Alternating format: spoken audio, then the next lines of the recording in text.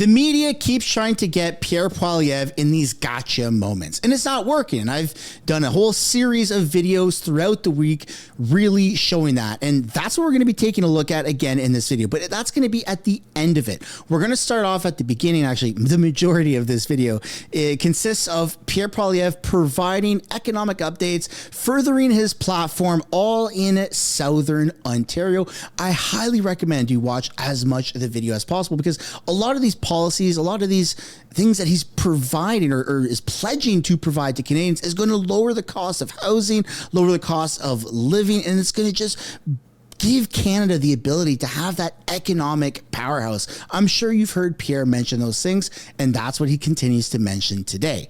Welcome back to the channel. Welcome back to another video, everybody. Before we get into it, I do want to encourage you all to hit the like button and subscribe if you haven't already. It does really help grow the channel. We are on route to 500,000 subscribers, which is absolutely mind-blowing. It'd be super awesome if we got there sooner than later. And without further ado, let's get right into this video. To bring back Canada's promise so that hard work gets a great life in a beautiful, affordable house on a safe street, protected by brave troops under our proud flag. They're here because the choice in this election, of course, is that after the lost Liberal decade of rising costs and crime and a falling economy under America's thumb, we can't afford a fourth Liberal term. We need a change in government so Conservatives can axe taxes, build homes, liberate our resources, and build our economy strong enough to stand up to the Americans for a change. That is the choice in this election. And no better place to symbolize that choice than right here in Welland at Ontario Shipyards. For 35 years, this 100% Canadian-owned company has led the way on shipbuilding and repair, creating thousands of jobs and strengthening our maritime borders. The ships they build and repair allow products to get to market, and it's great to be joined by so many of the workers who do that incredible, skillful work. There's a lot of brain power in this room today. Here we are today near the Welland Canal. This great Canadian project united our country. The first two phases were built before Confederation even happened, as the British colonies took their first tentative steps to join economies together.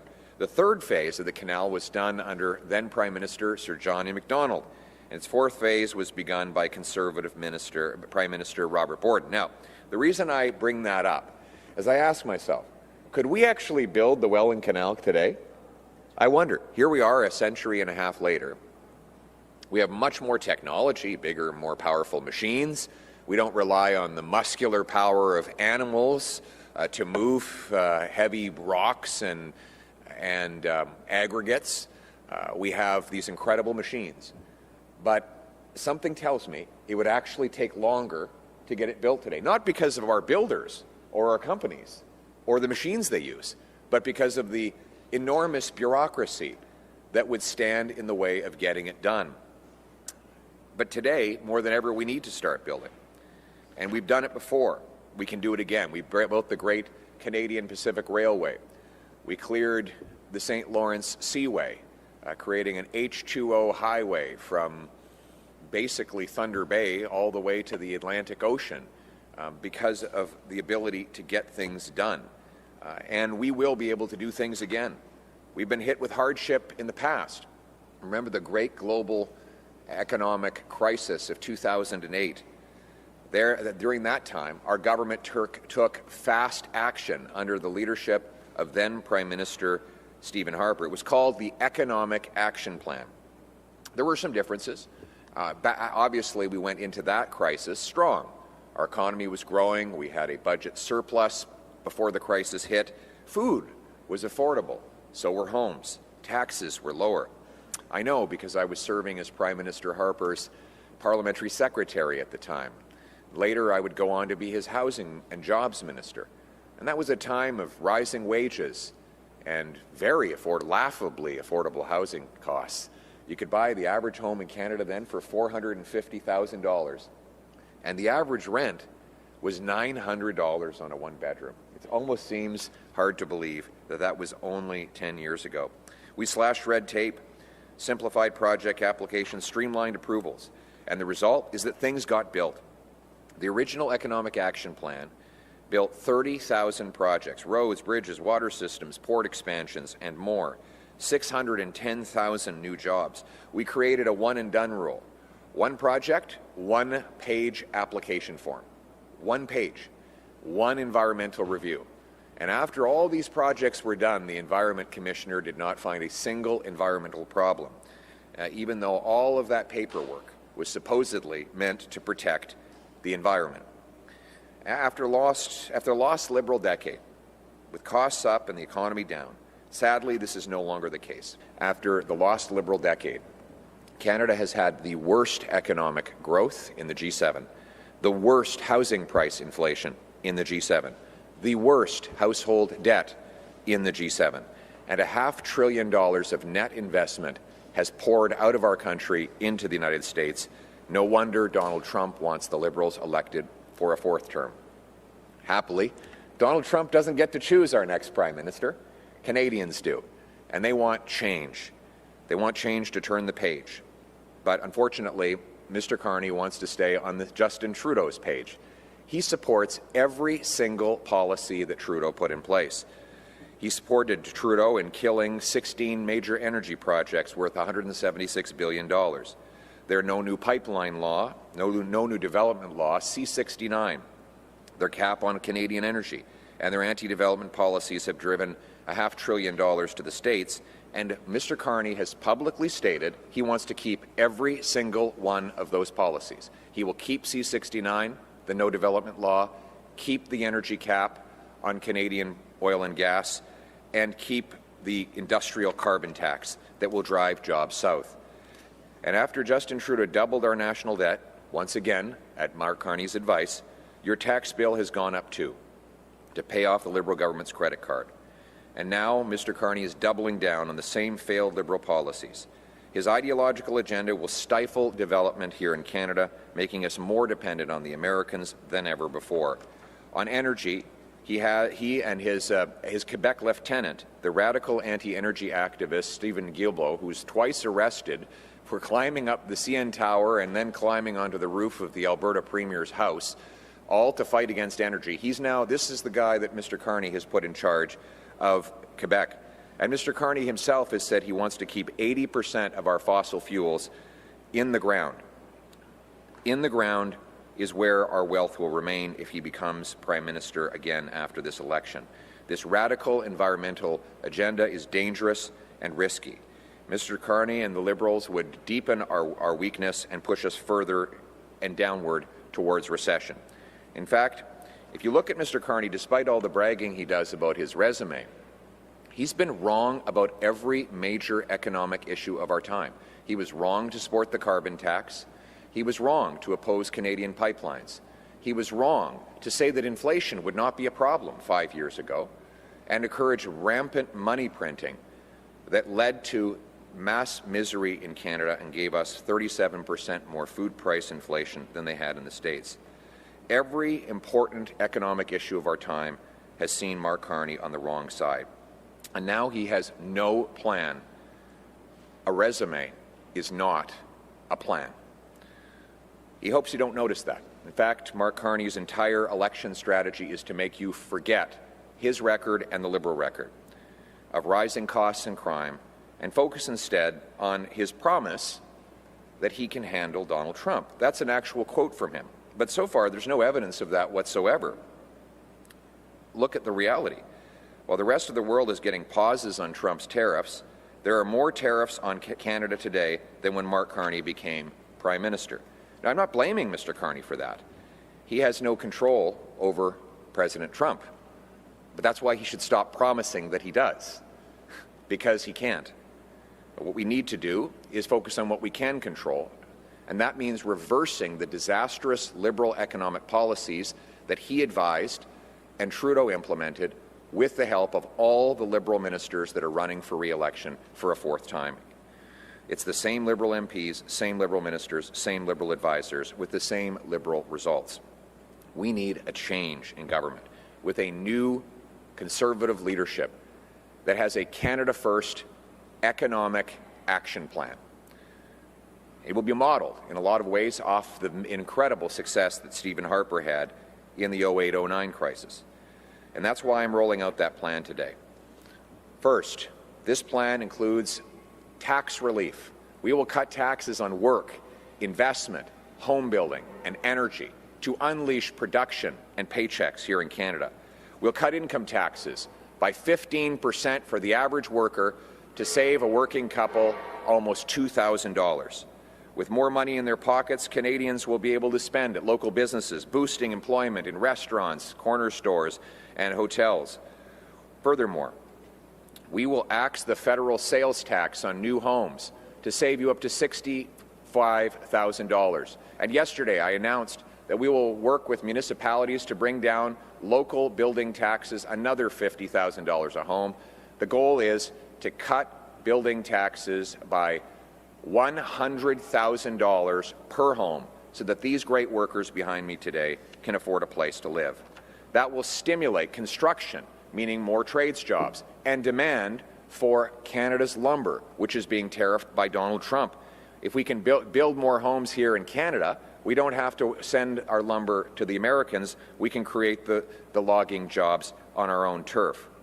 And to protect our auto workers, we'll axe the federal sales tax on Canadian-made automobiles to create more demand for our homemade cars and allow Canadians a more affordable set of wheels to get around. Conservatives will train 350,000 new apprentices over the next 5 years with an expanded union training and innovation program, and we'll restore the $4,000 apprenticeship grant that the Liberals cut. That means more good union jobs for our young people and more homes being built by our skilled tradespersons. The people that build the homes will be able to buy them as well. We'll also set up a Keeping Canadians Working Fund to provide emergency loans to manufacturers and others hit by the Trump tariffs, because we want to keep people in their jobs, earning paychecks, contributing to Canada. To make life more affordable again, we need to cut taxes and build homes. And to do this, we need an ambitious plan to boost our productivity and grow our economy after the lost Liberal decade. My new Canada First Economic Action Plan will boost our economy by unlocking our resources, empowering our entrepreneurs, and unleashing our economy with realistic goal of generating more GDP. We'll also pass the Canada First Reinvestment Tax Cut, zero capital gains tax when you reinvest here in Canada. This will be like rocket fuel for our economy, causing money to pour back into factories, shipyards, new homes, business centres, and other places that generate paychecks for our people. All of these policies combined have been calculated to boost our GDP by $500 billion spread over the next 5 years. This calculation has been done by Philip Cross, the former Statistics Canada Chief Economic Analyst, and Dr. Tim Sargent, the former Senior ADM at Finance Canada, who now is practicing as a PhD economist. These two revered economists have calculated that these policies I've announced of cutting taxes on investment, work, home building, and energy, plus repealing the anti-resource Liberal laws, will unlock $500 billion in additional GDP spread over the next 5 years. This is money that will go into the pockets of our workers. This will build our economy back and fortify it against the Americans. It will also generate new tax revenue to fund schools, hospitals, and most of all, our military, to make us more independent. We will do this by unlocking our resources. We'll create a national energy corridor for pipelines, transmission lines, rail lines, and other critical infrastructure. We will pre-approve projects through shovel-ready zones.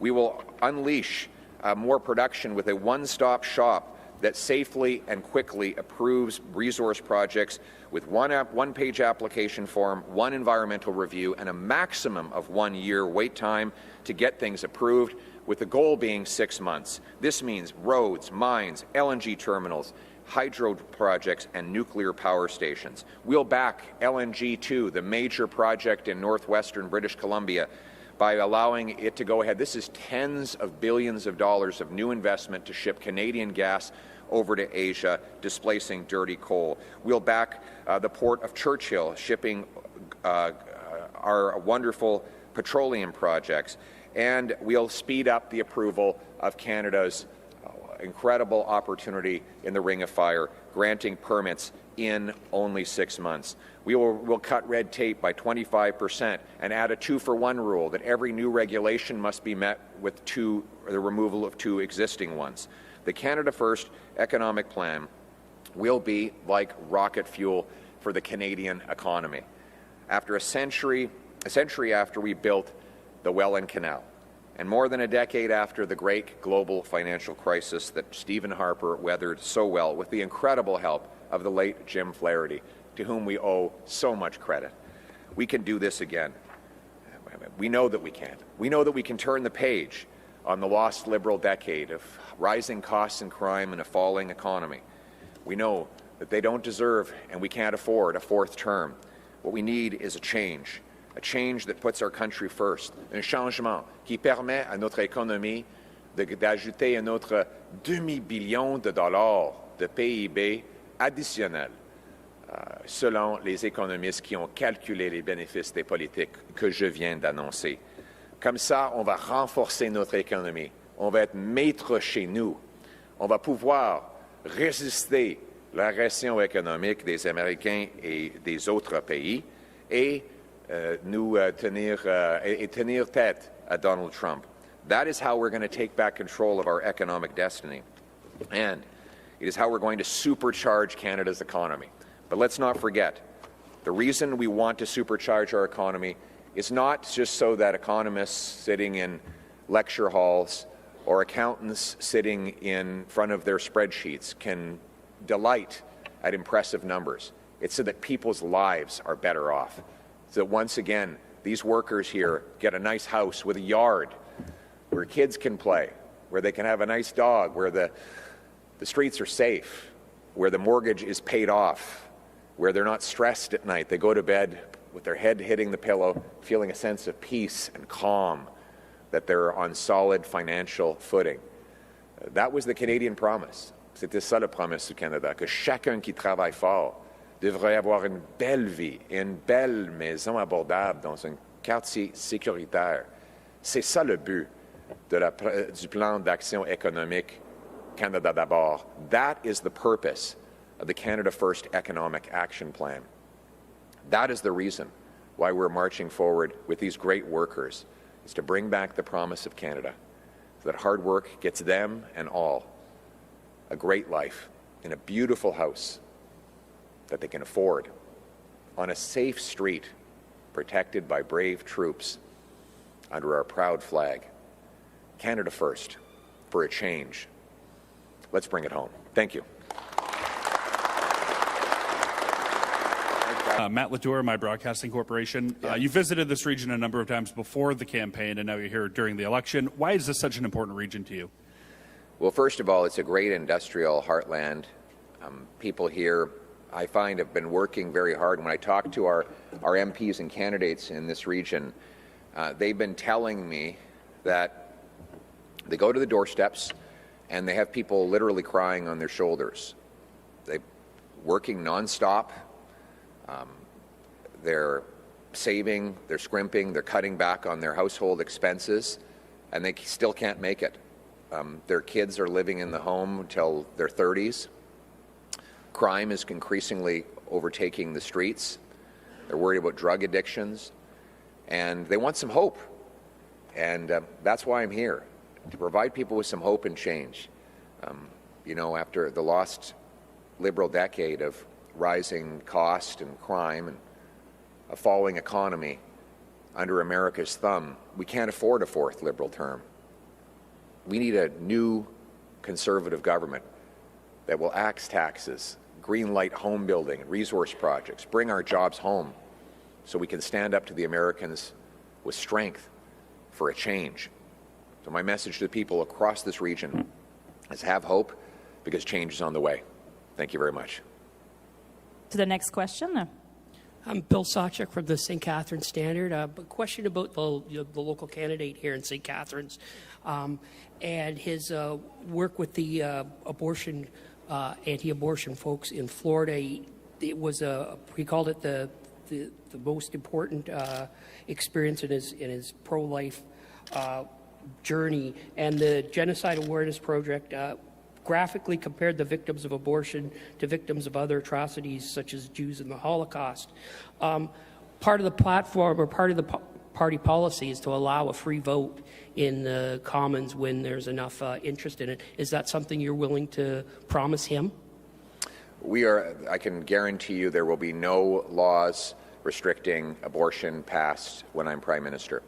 For 20 years, the policy of the Conservative Party has been that there will be no restrictions brought in on a woman's right to choose.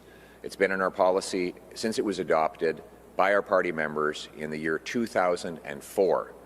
So this is a 21-year policy adopted by our members and upheld at all of our subsequent conventions.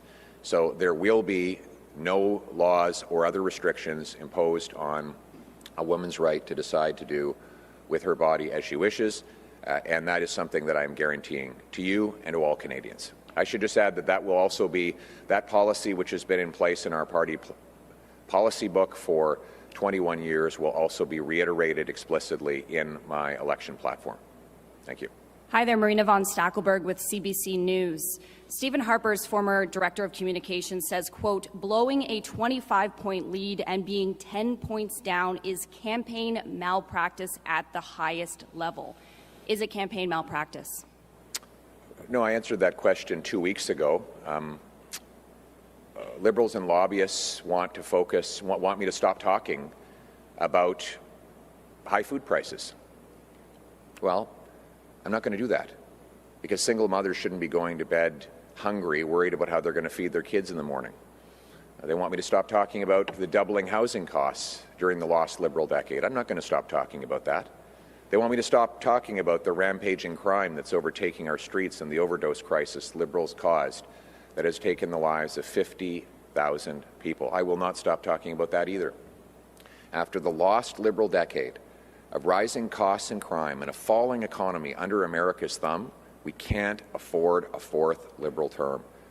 We need a change with a new Conservative government that will axe taxes, build homes, unleash our resources, lock up criminals, and bring home a safe, affordable country for our people. Thank you. So in English, thank you very much for the question. As I said at the outset, the message is that after the lost Liberal decade of rising crime and costs and a falling economy under America's thumb, we can't afford a fourth Liberal term. We need a new government that will bring change and hope to the people, that they can again earn a great living and live in a nice house that they can afford on a safe street under our proud flag. Now, Liberals don't want us talking about those. They want us, Mark Carney wants us to forget about the last 10 years and his role in bringing about the lost Liberal decade. He doesn't want to answer questions about why he stuffs his corporate cash in overseas tax havens, so he's in hiding from that as well. He doesn't want to answer questions about his connection to the regime in Beijing, from which he got a $250 million loan from his company only 6 months ago while he was economic advisor to Justin Trudeau, an incredible conflict of interest.